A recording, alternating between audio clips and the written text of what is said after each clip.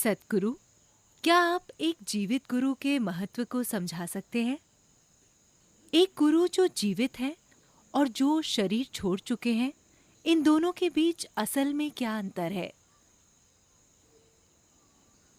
क्या मुझे वाकई मरे हुए और जिंदा के बीच का अंतर समझाना होगा? ये बहुत बड़ा अंतर है ना? आप अभी क्या होना चाहेंगे, जिंदा या मुर्दा? जिंदा, है ना? तो मुझे जीवित होने का गुणगान करने की जरूरत नहीं है। जिंदा होना बहुत मायने रखता है ना? हम्म? चाहे आप गुरु हो या ना हो, जिंदा होना बहुत मायने रखता है ना? तो ये महत्व हर चीज पर लागू होता है। जो लोग अपना शरीर छोड़ चुके हैं वो प्रेरणा का स्रोत हो सकते हैं, लेकिन आप उनके साथ काम नहीं कर सकते। हो सकता है कि कुछ समय तक वो काम करने के इच्छुक हों, या वो कुछ समय तक काम करने में सक्षम हो सकते हैं। यानी कि अगर उन्होंने खुद को ऐसे सेट किया हुआ है, अगर उनकी खुद पर महारत हो, तो हो सकता है कि कुछ ऐसे गुरु हों जो कुछ समय तक काम करेंगे, वरना उनकी ऊर्जाएं आपकी साधना के लिए अनुकूल होती हैं, पर वो मार्गदर्शक नहीं होते। वो एक अच्छा वातावरण है, एक अच्छा माहौल है, वो अच्छी माटी है आपके विकास के लिए, लेकिन फिर भी वो मार्गदर्शक नहीं है। यहां बैठे हुए ज्यादातर समय आप ग्रहणशील नहीं होते, ज्यादातर समय आप अपना दिमाग ही होते हैं। हम्म? सच है ना? जब आप ज्यादातर समय अपना दिमाग होते हैं तो आपको मार्गदर्शन मार्गदर्शन और मार्गदर्शन चाहिए। अगर आप पूरी तरह से ग्रहणशील हैं तो मैं तो कहूंगा कि आपको गुरु की जरूरत ही नहीं है, क्योंकि कृपा हर जगह मौजूद है। आपको गुरु की जरूरत नहीं है, आपको मंदिर की जरूरत नहीं है, आपको ध्यान की जरूरत नहीं है, आपको किसी चीज की जरूरत नहीं, अगर आप पूरी तरह से ग्रहणशील हैं। ऐसा प्राणी दुर्लभ है। अभी आप ज्यादातर दिमाग हैं, ग्रहणशीलता के पल इक्का दुक्का ही होंगे, है ना? जब आप ज्यादातर दिमाग हैं तो जीवित के साथ रहना आपके लिए सबसे अच्छा है, मरे हुए के साथ नहीं। अगर आप पूरी तरह से ग्रहणशील हैं तो मरे हुए के साथ भी आपका काम चल जाएगा और उसके बिना भी काम चल जाएगा, क्योंकि कृपा अस्तित्व की किसी एक जगह तक सीमित नहीं है। अस्तित्व में कोई ऐसी जगह नहीं है जहां कृपा नहीं है। हो सकता है कि कुछ स्थान ज्यादा अनुकूल हों, लेकिन अस्तित्व में ऐसी कोई जगह नहीं है जहां कृपा नहीं है। बस इतना हो सकता है कि किसी खास जगह पर यह पर्याप्त तीव्रता से सक्रिय है ताकि आप ग्रहणशील हो जाएं, क्योंकि आपकी ग्रहणशीलता में संवेदनशीलता की अभी थोड़ी कमी है। अब आप देखिए, आप यहां बैठे हैं और आपको लगता है कि यह बस एक बगीचा है। अगर आप मंदिर में जाते हैं तो आप ऐसे बन जाएंगे। हम्म? लेकिन कुछ लोग ध्यानलिंग मंदिर में जाते हैं, इधर उधर देखते हैं, कुछ नहीं हो रहा, बस टप टप टप पानी की बूंदें टपक रही हैं। कुछ नहीं हो रहा, यहां क्या हो रहा है? फिर हम उन्हें यहां ठंडे पानी में डुबा देते हैं। तब वो जाते हैं, वहां बैठते हैं और उनको कुछ महसूस होना शुरू होने लगता है। कुछ ऐसे होते हैं, अगर आप उन्हें ठंडे पानी में 3 बार डुबकी लगवा दें तो भी कुछ नहीं होता। वो वहां बैठकर फिर भी ऊपर नीचे देखते रहते हैं। आप उन्हें भैरवी के पास ले जाइए, अचानक वो जाग जाते हैं। ये सब अलग अलग तरह की ऊर्जाएं हैं। ऐसा नहीं है कि यहां पर ये कम है, ये यहां भी हैं, but लेकिन ये उतनी तीव्र नहीं है कि आप महसूस कर सकें। आप जहां भी हों, वो मौजूद है। पहले यहां बोर्ड हुआ करते थे, पता नहीं कि वो अब भी मौजूद हैं या नहीं, मैंने चेक नहीं किया। पहली बार जब मैं यहां आया, जब हमने आकर ट्रायंगुलर ब्लॉक बनाया जो इकलौती बिल्डिंग थी। दरअसल हमारे पास बस एक झोपड़ी थी, और ट्रायंगुलर ब्लॉक में हमने सबसे पहले एक कमरा और एक टॉयलेट ब्लॉक बनाया।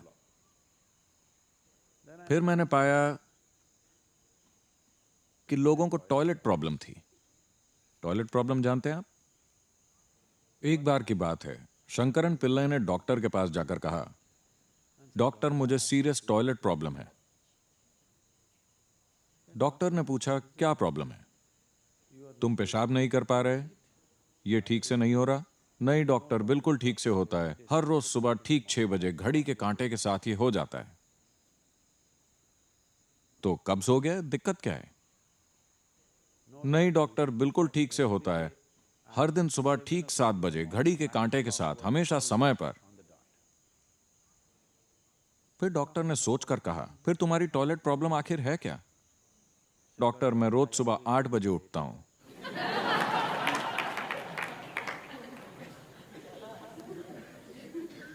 तो लोगों को इस तरह की टॉयलेट प्रॉब्लम्स थी।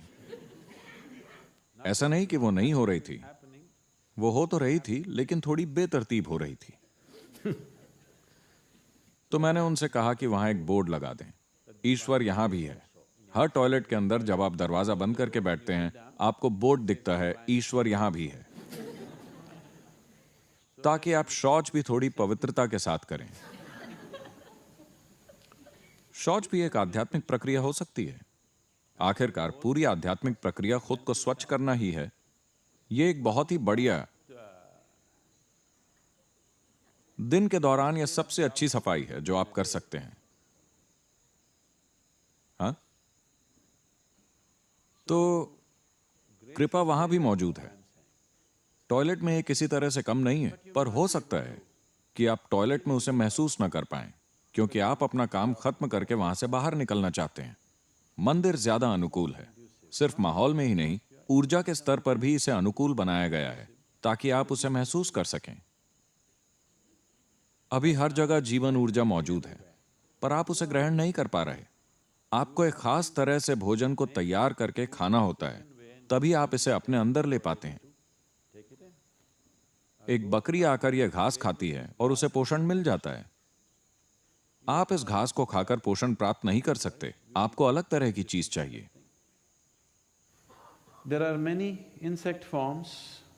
ऐसे कई किस्म के कीड़े हैं, ऐसे कई माइक्रो ऑर्गेनिजम्स हैं जो अपनी 90% जीवन ऊर्जा धूप और हवा से प्राप्त करते हैं, भोजन और पानी से नहीं।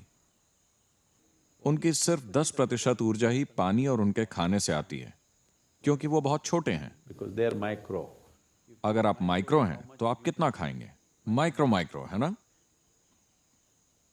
तो आपके अंदर भी अगर आप बहुत ग्रहणशील हो जाते हैं, तो आप देखेंगे कि अगर आप दिन भर बहुत ज्यादा खुश रहते हैं, तो आप देखेंगे कि आपके भोजन की मात्रा कम हो जाएगी, क्योंकि आपकी ग्रहणशीलता बेहतर है। आप सूरज की रोशनी, हवा और पानी को जिस तरह से ग्रहण करते हैं, आपकी 60% जीवन ऊर्जा सूरज की रोशनी, हवा और पानी से आसानी से पैदा की जा सकती है। बस 40% ही भोजन से प्राप्त करनी होगी। दुनिया में अधिकतर लोग अभी जितना खा रहे हैं, उसका बस 25 से 30% खाना खाकर ही अच्छे से रह सकते हैं, अपना वजन बरकरार रख सकते हैं। वही वजन कायम रहेगा, वजन कम नहीं होगा। वो अच्छे से रहेंगे, पहले से कहीं ज्यादा स्वस्थ, कहीं ज्यादा चुस्त, कहीं ज्यादा सक्रिय और कहीं ज्यादा ऊर्जावान।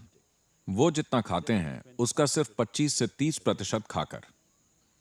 आप आजमा सकते हैं, और ऐसा होता है। जब आप भाव स्पंदन कार्यक्रम में होते हैं, तो आप अपनी सामान्य खुराक का 20 से 25% भी नहीं खाते, क्योंकि हम आपको खाने के लिए समय ही नहीं देते।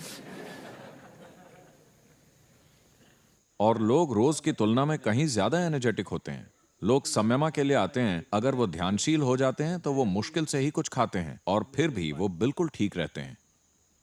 तो आपकी ग्रहणशीलता को बढ़ाने की जरूरत है। अगर आपकी ग्रहणशीलता बढ़ जाती है, तब जिंदा, मरे हुए, यहां तक कि वो भी आपकी मदद करेंगे जिनका अस्तित्व ही नहीं है। लेकिन जब आप दिमाग से इतने ज्यादा भरे हुए हैं, तो आपको जीवित गुरु के साथ होना चाहिए, वरना आप खुद को धोखा देते रहेंगे। आपको हर तरह के संदेश मिलेंगे, उस किस्म के जो आपको पसंद है। अगर आपके गुरु आपको स्वर्ग से संदेश भेजते हैं, मैं तुमसे प्रेम करता हूं, तो इसका विश्वास मत कीजिए, यह आपका दिमाग बोल रहा है। Yes, it's your mind. He doesn't do such things. यह आपका अपना दिमाग है, वो ऐसी चीजें नहीं करते। स्वर्ग से प्रेम पत्र प्राप्त करना वैसे भी सस्ता है, क्योंकि इसमें कागज खर्च नहीं होता। पता है, पर्यावरण के लिहाज से यह मुद्दा बड़ा संवेदनशील है, कागज का मुद्दा। तो यह एक बहुत इको फ्रेंडली लव अफेयर है। एक बार की बात है, एक लड़का कॉलेज गया। पहले दिन उसने इधर उधर देखा। उसकी बाईं ओर एक खूबसूरत लड़की बैठी थी। फिर उसने कागज के एक टुकड़े पर लिखा, मैं तुमसे प्यार करता हूं, और तुम? और उसने वो कागज लड़की को दे दिया। उसने लिखा नहीं और उसे वापस कर दिया। लड़के ने कागज को देखा और उसमें से नहीं को मिटाकर अपने पीछे बैठी लड़की को दे दिया। उसने उसे देखा और लिखा हां और उसे वापस दे दिया। इस कहानी की सीख है,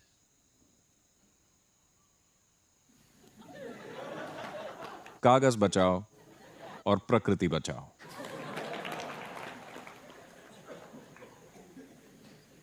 So, पर्यावरण के लिए अच्छा है, आध्यात्मिकता के लिए नहीं। तो जब आप इतना ज्यादा दिमाग हैं तो आपको एक और दिमाग की जरूरत है जो आपको दुरुस्त करे। अगर आप दिमाग नहीं होते, आप पूरी तरह से ग्रहणशील होते, तब मरे हुए और बिना अस्तित्व वाले भी सहायक होते। एक चट्टान भी सहायक होती। कोई भी चीज, घास का एक तिनका भी आपका गुरु हो सकता है, हाँ? लेकिन वो तब होगा जब आप दिमाग रहित हों। जब आप दिमाग से इतने भरे हुए हैं तब नहीं। तब आपको एक खुद से ज्यादा तेज दिमाग चाहिए जो लगातार आपको रास्ते पर लाता रहे।